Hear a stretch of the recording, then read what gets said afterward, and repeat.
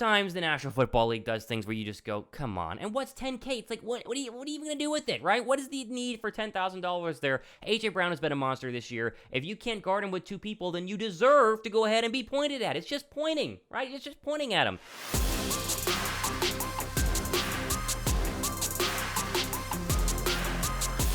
What's up, guys? Thomas Mott here. Welcome into the Thomas Mott Show on a Monday. If you learned anything from yesterday's slate of NFL games that didn't include the Eagles because they played on Thursday night, it's two things. We're going to discuss that all today here on the show. One, Jalen Hurts is very clearly the NFL MVP, at least through 8 weeks of the NFL season. And two, the Eagles are very clearly the best team in the National Football League. You don't believe me? I'll explain why today here on the show. We'll also get into some rapid-fire Eagles stuff. Lane Johnson wants to go ahead and stay with Philadelphia long-term. A.J. Brown got a fine. And then we'll go on our national story and look at some of the games yesterday, including the Green Bay Packers. Are they officially gone from the playoffs? All that and more here as we jump in to the Thomas Mott Show on a Monday. Let's start with the NFL MVP conversation, because you watch yesterday, you see Josh Allen lose, you see Patrick Mahomes barely win. You go, okay, if those two are not the NFL MVP, then who is? Besides Jalen Hurts, obviously, who I think, and I think you guys think, is the NFL MVP. Well, Darius Slay, the teammate of Jalen Hurts, maybe a little bit biased, he was on the Volume podcast just a couple of days ago and made his pitch for NFL MVP honors for Jalen Hurts. Let's go ahead and take a listen and break it down. Let's not forget how that boy played last night in his hometown. I don't know if y'all know, but that boy number one, quarterback for the Philadelphia Eagles, that boy named Jalen Hurts. If he ain't on the top of y'all line for the MVP candidate, I don't know what y'all got going on. Y'all gotta stop playing with that man. I told y'all long before, man. He's not at the top of your list for the MVP candidate. I don't know what it is. The man is playing amazing, reading coverage, making everybody look better. Man, if y'all understand how great of a leader this young man is in year 3, he is really a great, great leader. I'm trying to tell y'all don't understand. Like, this dude really got it. He got the whole tool, man. And it's on his mind, it's on his heart that he really want to be the best at what he does right now. And he's showing it. That's from a NFL veteran who is probably going to be at least considered one of the best cornerbacks in the league this year and one of the best cornerbacks of the past 5 years. I know he's his teammate, so you can't be like, oh, well, he's probably just hyping him up. They truly believe in Philadelphia that they have found somebody great in Jalen Hurts, and that to me is absolutely incredible. It is fantastic, and it's fun to go ahead and see. The problem is that while I agree with Darius Slay, and you agree with Darius Slay, the NFL betting odds do not agree with Darius Slay. Let's go to POINTSBET here. Affiliate link for POINTSBET down below, by the way, and you'll see this is as of yesterday, okay? This is as of yesterday in terms of the wagers and the overall lines right now for NFL MVP. Mahomes is number one, plus 155. Jalen Hurts is plus 275. He's not even number 2, as Josh Allen is plus 225. And then look at the big drop-off after that. I mean, you see Lamar Jackson there at 1,400. Then you get Joe Burrow, then Geno Smith, then Tua, then Justin Herbert. So it's very clearly a 3-horse race here. It's just still incredible that Mahomes, who does have a loss this year to the Buffalo Bills, make that 2 to the one with the Indianapolis Colts as well. And now Josh Allen, who looked terrible yesterday against the Jets, who are playing well, but still, it's the New York Jets. There's one undefeated quarterback right now in the league, and there's one quarterback who's improved more than any other NFL player. It's this guy right here. It is Jalen Hurts. Numbers-wise, you can make the argument, Mahomes, if you want to go pure numbers, and numbers is obviously an impactful thing in terms of NFL MVP.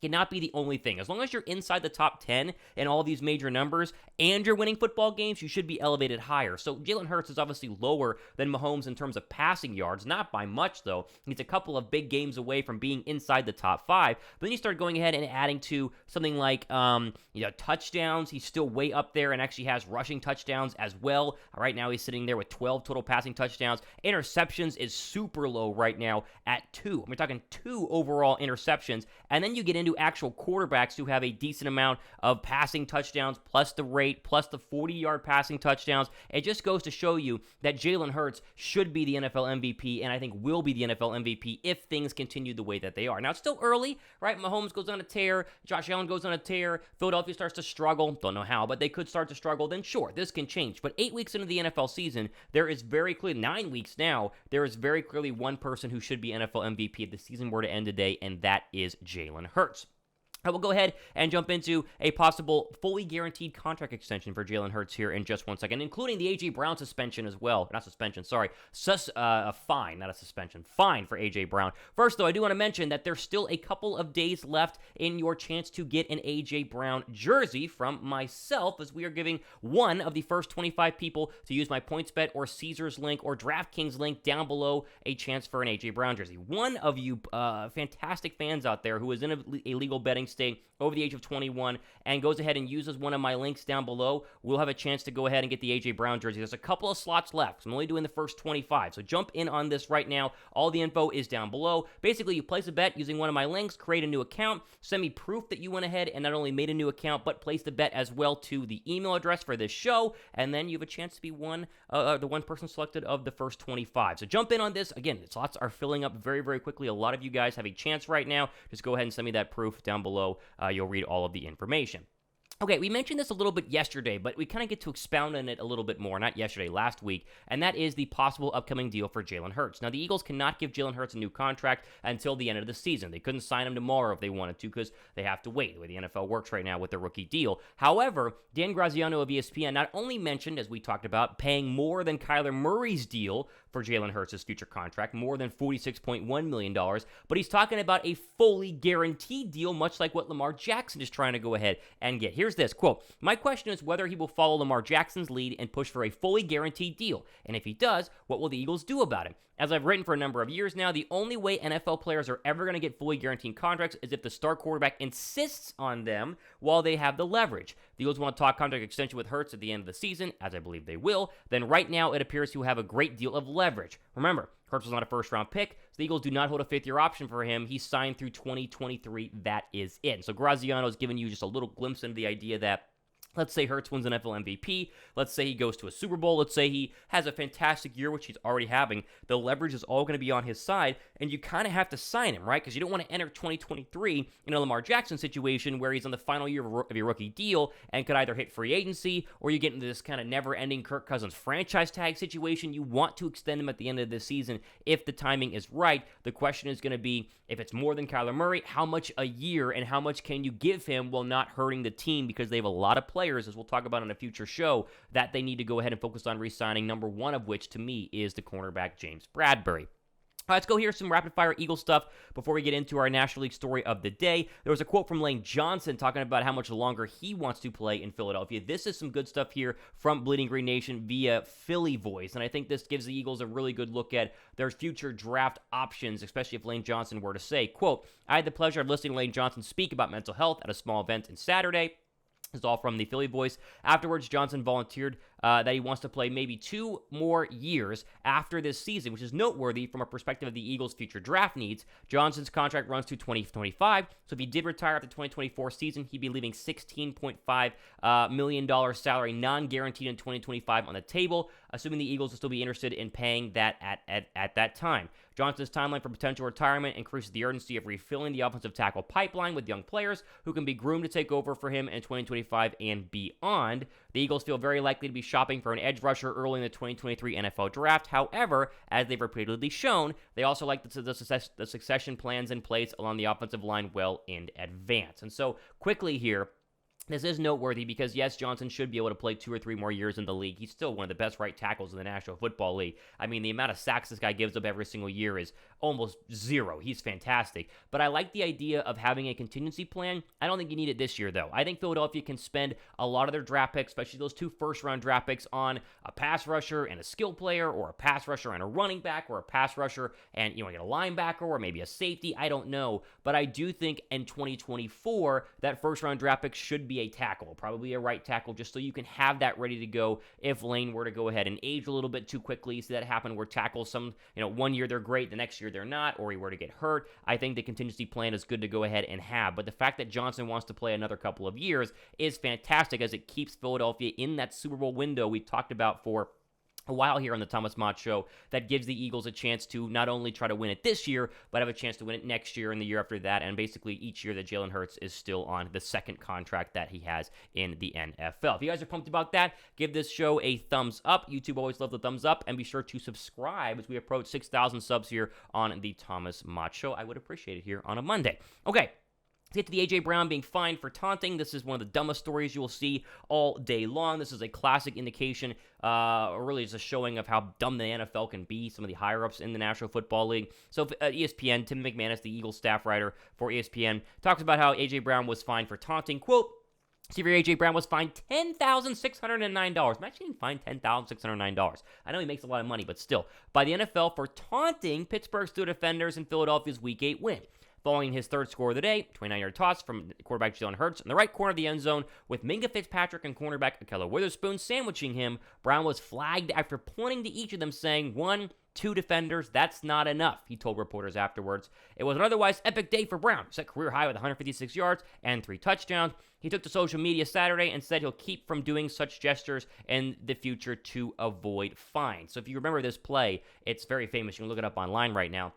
Catches the touchdown pass, perfect throw from Jalen Hurts. Both the defenders fall, it's great. And then he goes, 1, 2. He just points, right? Nothing else crazy. 1, 2. That's worth $10,000, right? Yeah, 1, 2. You can't guard me. You can't guard me. $10,000. Oh, man. Sometimes the National Football League does things where you just go, come on. And what's $10K? It's like, what are you even going to do with it, right? What is the need for $10,000 there? A.J. Brown has been a monster this year. If you can't guard him with 2 people, then you deserve to go ahead and be pointed at. It's just pointing, right? It's just pointing at him. Unbelievable. Ridiculous there. That is so dumb. Thumbs up if you guys agree with that. That is the stupidest thing I've seen. $10,000 by the NFL right out of his paycheck for pointing at 2 defenders who had no shot at guarding him in that massive drubbing of the Pittsburgh Steelers. All right, final quick stuff here in terms of the National League story of the day. Let's go through some of the games yesterday that do matter and some of the ones that do impact Philadelphia. As it was honestly a pretty good day for the Eagles when they weren't playing, because a lot of teams you needed to lose went ahead and lost, and I'll explain that here as we go through these games. First off, Atlanta losing, not necessarily bad or good for Philadelphia. I mentioned that this is a team that the Eagles could potentially play in a wild card or divisional round, depending on your seeding. They lost to the Chargers, who have a very bad defense. I think Atlanta would get killed by Philadelphia right now if they were to play. The Falcons they just don't have a great defense, and their offense, while it can be kind of fun running the football, it would just not stack up against the Eagles' defense very well. Bears lost against the Dolphins. That's good. You want NFC teams to lose when they play AFC teams. Chicago, who's being a lot more pesky right now, is starting to kind of fall off, and they're obviously going to be eliminated from the playoffs here very soon. Panthers got drubbed by the Bengals. I think Cincinnati is going to be your one hope in the AFC to at least give Mahomes or Josh Allen some fits in a divisional round game or fits in an AFC championship game, maybe slow them down a little bit before facing them in a potential Super Bowl. Green Bay losing is fantastic because this is basically the nail in the coffin for the Green Bay Packers. Now, they can start to win more.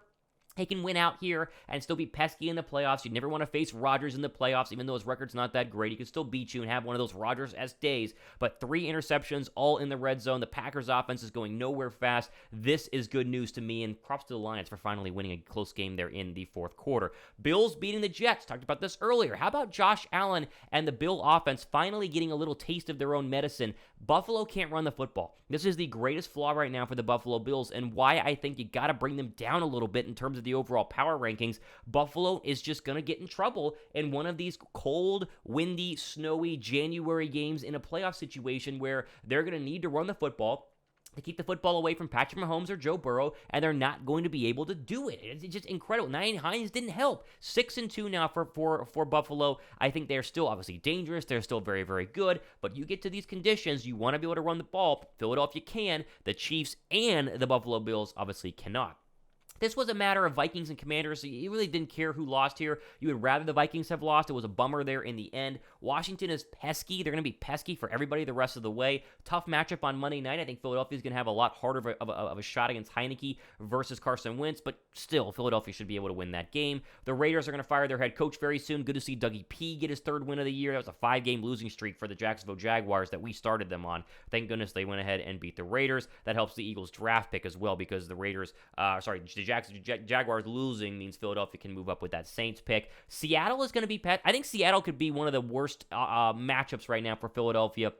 in the divisional round. Not because the Eagles would lose that game, but they are playing great defense, and they're actually running the football very well. They're pounding the rock with Kenneth Walker, 26 carries for 109 yards and 2 touchdowns. Geno Smith is not turning the football over. Seattle is going to be another one of those teams you're probably going to have to play in the playoffs to get to the NFC Championship game, and they're not going to be easy. Hopefully, they'll be on the road, though. Rams and Bucks are both trash. I know Tampa and Tom are trying to figure things out, but that offense was anemic by the Bucks. I would love to play, and I don't want to jinx myself here.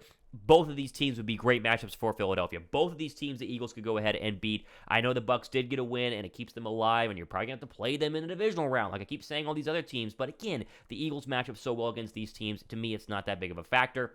And finally, Chiefs-Titans, again, goes to show you that even though Mahomes had 446, they cannot run the football at all, and I think Philadelphia would match up pretty decently against them, especially defensively, because they can run the ball very well. You saw what Derrick Henry did on the ground on 17 carries. Tennessee is going to be the toughest remaining game on the Eagles' schedule because Henry could be very, very good in terms of what is going on with their rushing attack, and that's going to be, I think, a real chance for the Eagles to have their first loss in a couple of weeks. All right, there you go. That's the Thomas Mott Show here on a Monday. Plenty more stuff coming up next couple of days here, so make sure you subscribe and hit the notification bell, and you always go ahead and give the show a thumbs up. We will catch you guys in the next one. Birds are still 8-0. We'll get you ready for Monday Night Football coming up this week.